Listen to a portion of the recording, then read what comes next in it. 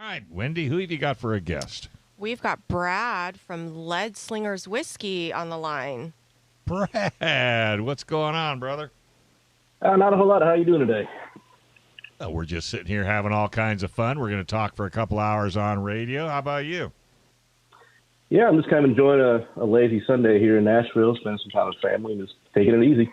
Excellent. Great. So you were one of our sponsors for Cover Your Asp Week. So we're super excited, and we wanted to start off by thanking you.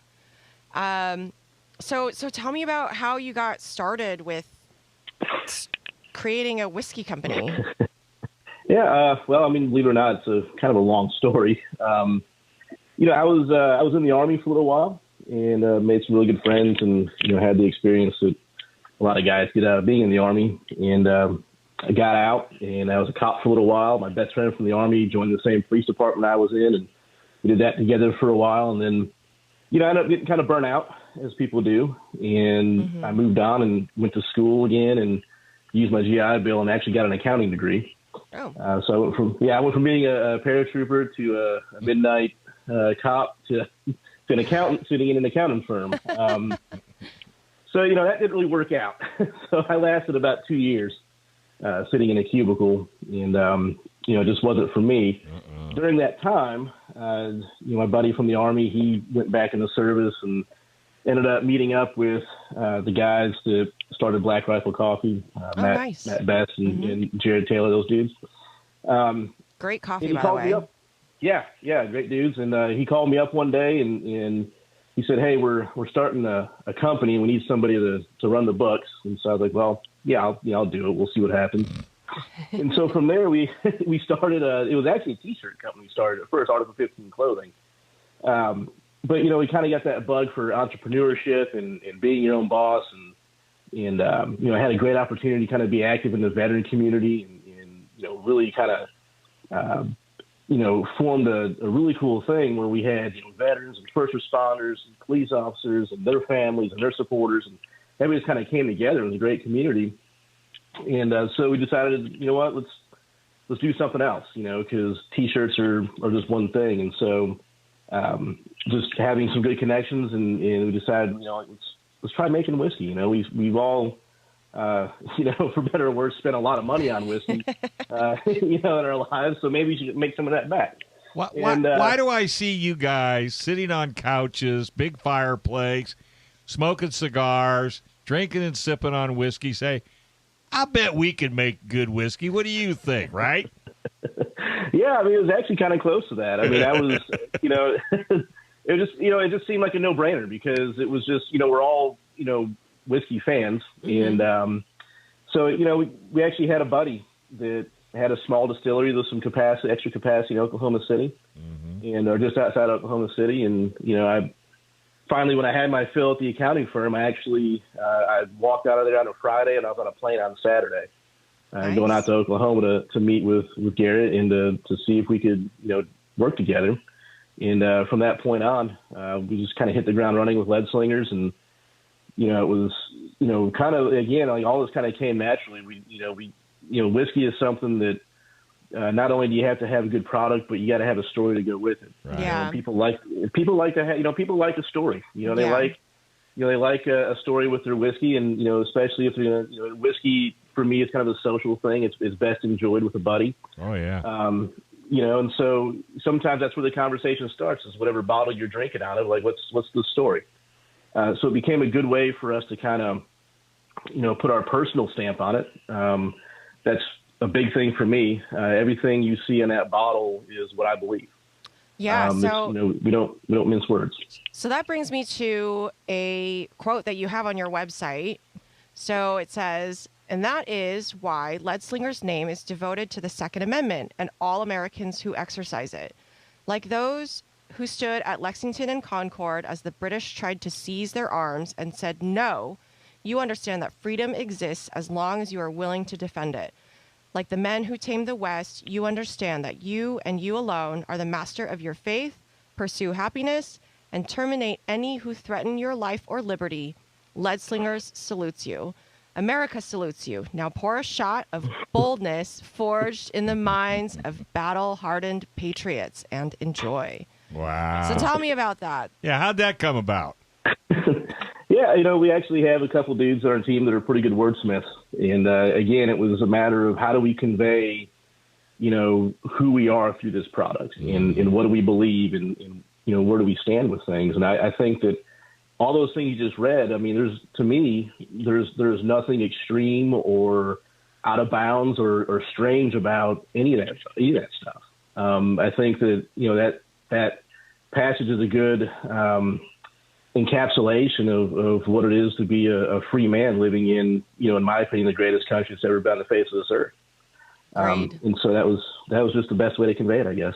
That is awesome. Well, Juan, we thank you for your service. I served as well, so I know exactly what you're talking about, especially the camaraderie you have with your fellow men and women in the military.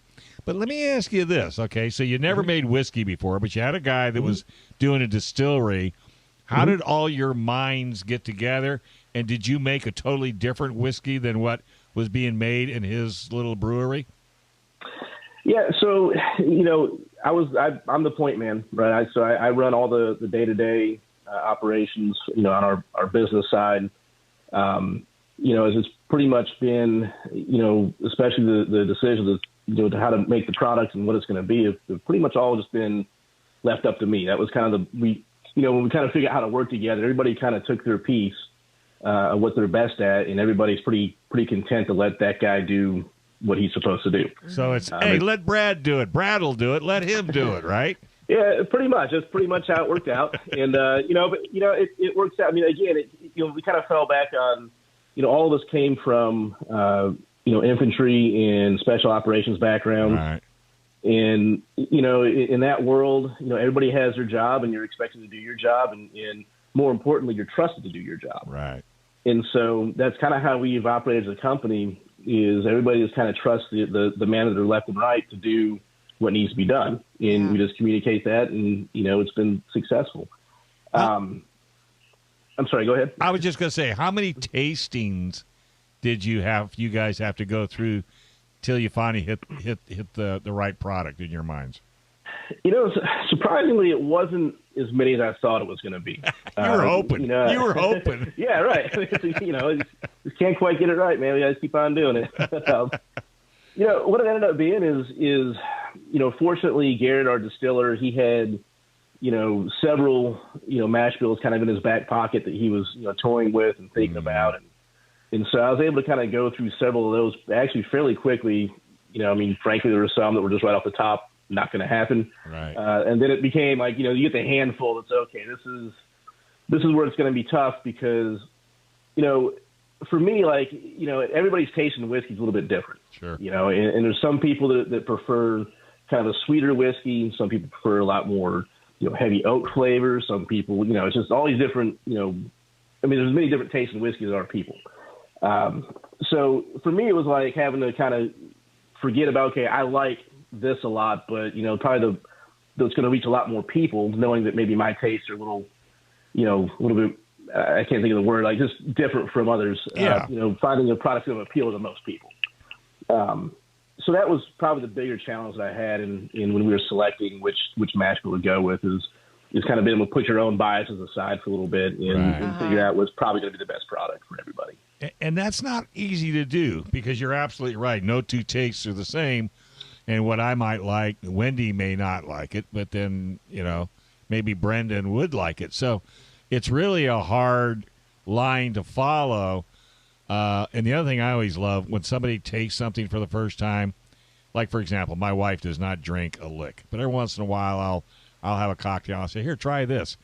And she'll take a sip. I say, okay, now wait a second. Now take another sip. Mm-hmm. Because you can never take the first sip and make a decision. Because your palate, your taste buds, they all got to get used to what you did with that first sip, and then try the second sip, and then you can make a certain distinction. So that's why when somebody says, "Oh, I don't like whiskey," well, you need to taste it, but you got to do it more than once, right?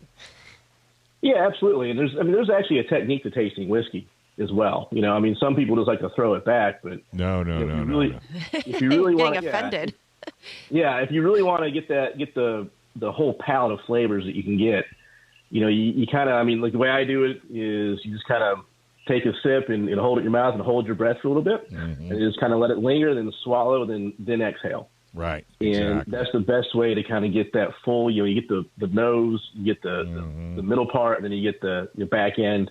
And a lot of times that'll bring out some more floral or fruity flavors that some whiskey has, and also you get some good leather and oak in there as well. Well, these people got to quit watching cowboy movies. If they quit watching cowboy movies, we'd sell a heck of a lot more whiskey, or people would appreciate it a lot more, right? Yeah, possibly, you know, but again, if you drink it however you want to. Yeah, you know? it doesn't make any difference. It's been a really interesting like development of how whiskey has come along, though, Oh, because yeah. it really used to be, you know, you had to just throw it back, but now it's Because it was so nasty.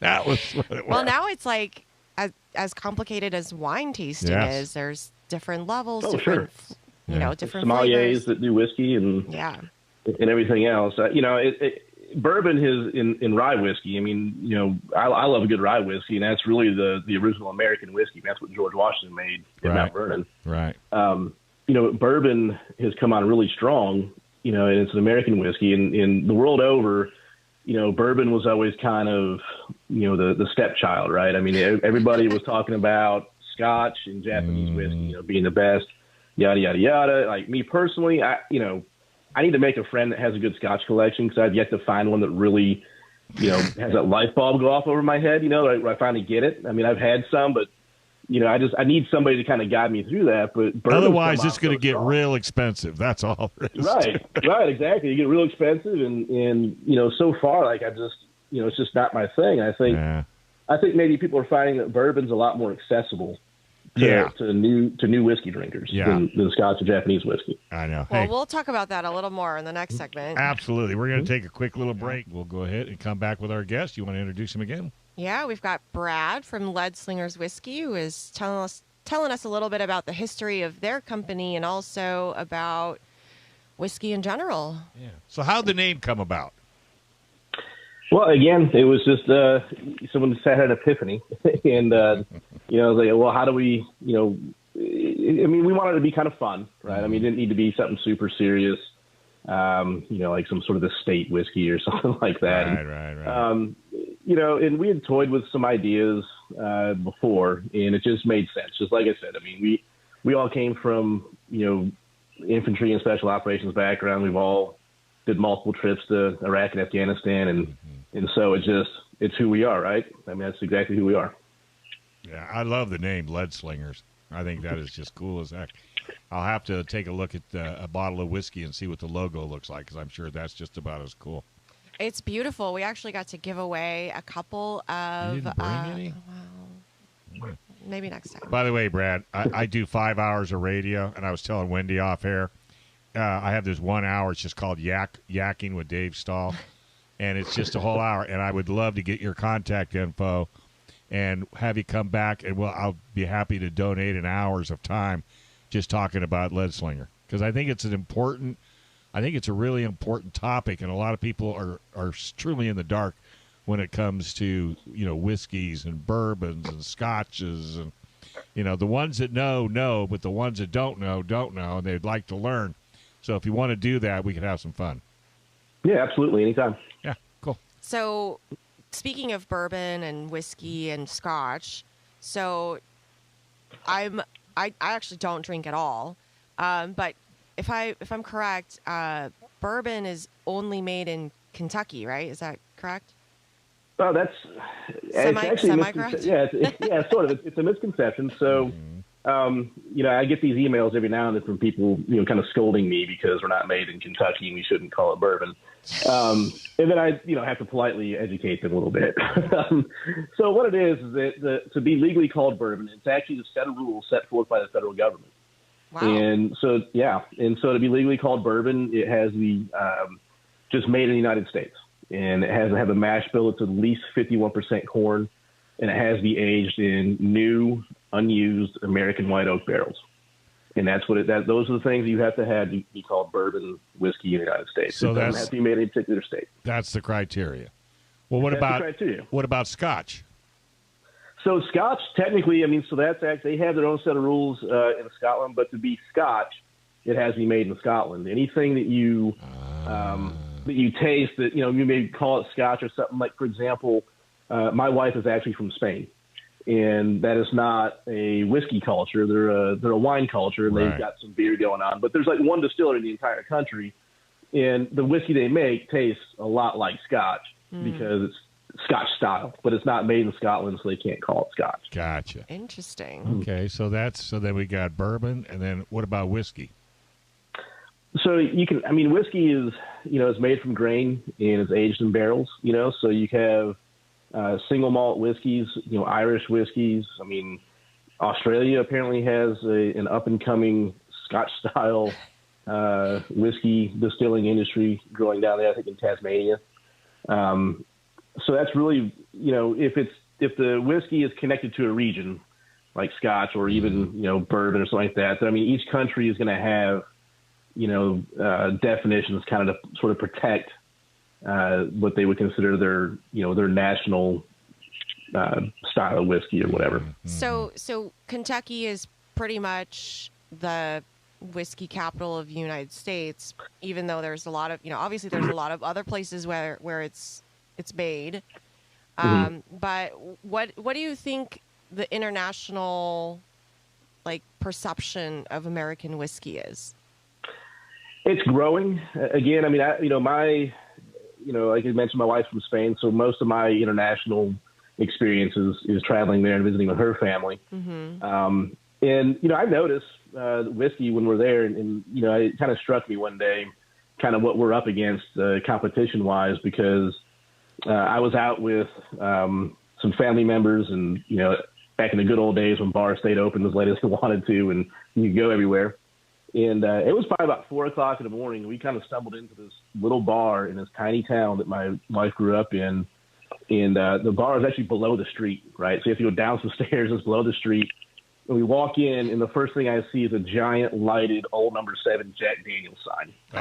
Interesting. So, so like in the middle of nowhere, Spain, like you got bottles of Jack Daniels. And I got a buddy that was deployed, and he was in northern Iraq. And given his job, he's able to kind of go off military base and stuff, and they could go to bars and like you could buy Jack Daniels in northern Iraq. Wow.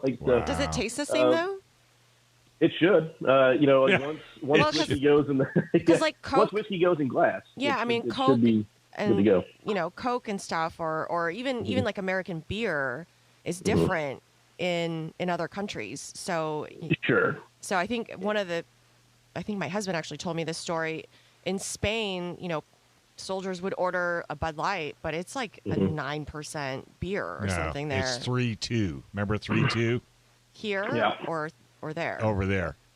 Well, the one thing, they let the military guys, especially, depending on what base you were on, the basic training especially, they'd let you drink as much beer as you could drink.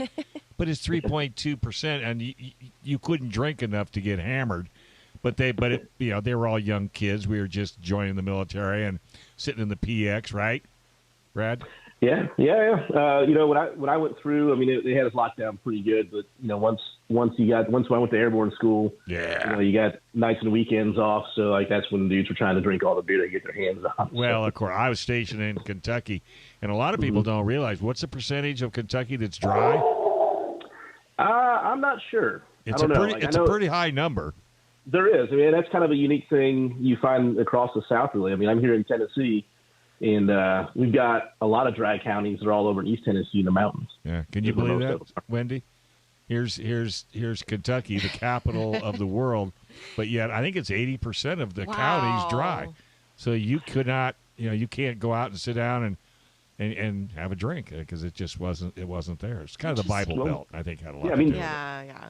Quite famously, the county where Jack Daniel's distillery is located here in Tennessee is a dry county. That's exactly right. That's right. It's the number one selling whiskey in the world, and you cannot.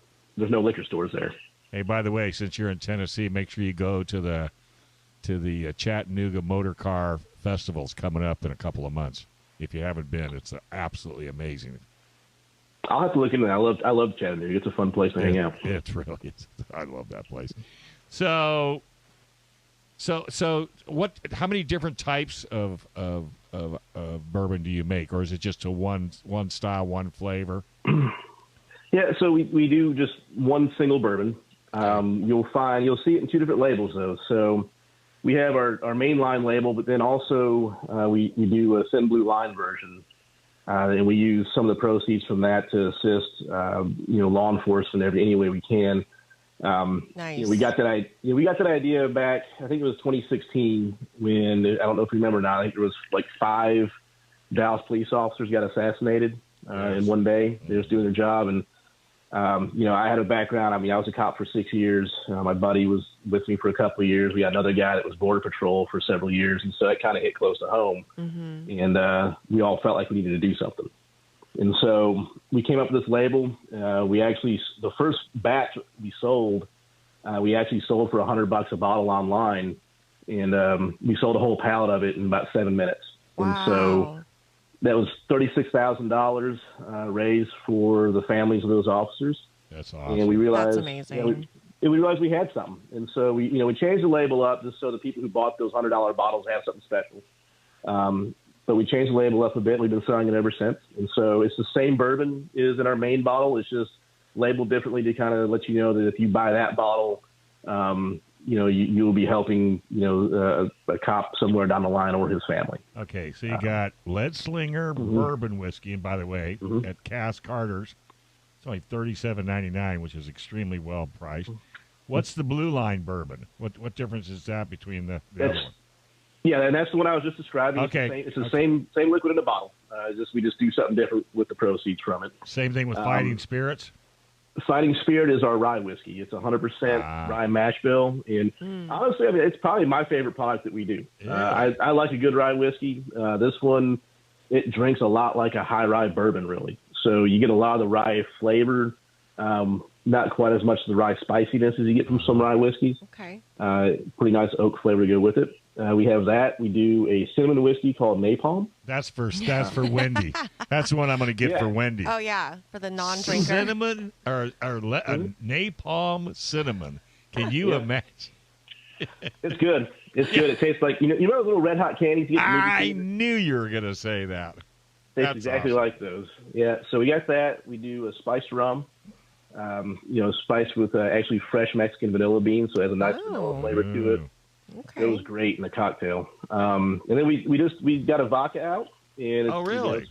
Yep. Cool. It's still fairly new. We kind of had the unfortunate or the bad luck is we launched that right when everything got shut down for COVID last year. Of course you did. So you kind of hit the reset button on that, and kind of circle back and start putting some effort behind it. And then we also have a single malt whiskey called Minuteman. And then what about rum? It looks like you got Leadslinger Black Flag rum. Yep, that's our spiced rum, and like I said, we do the fresh Mexican vanilla bean, and it's actually made with blackstrap molasses as well. Whoa, that sounds intriguing. Yeah, and this is coming from a girl that doesn't drink. Well, I used to back in the day. But whiskey is a sipping drink. It's not, you sit there, you're relaxed, you're on the couch watching a fire or just sitting with your friends, and it's a sipping whiskey. It's not something that you just chug a lug or pound down. So, and I think that's what makes us unique. And by the way, I love your logo. That logo is awesome. Can you get hats and shirts and stuff from your website? Yeah, we do have an online store. We have hats and shirts available. Everything's in stock. As far as I know, I haven't checked in the last few days. Tell us your website. It's www.leadslingerswhiskey.com. Excellent. All right, buddy. You're the best. And I'll get your contact info from Wendy, and I'll reach out, and we'll get you and one of your partners, and we'll actually have an hour show on KCBQ and have some fun. Thanks for watching this clip from Gun Owners Radio.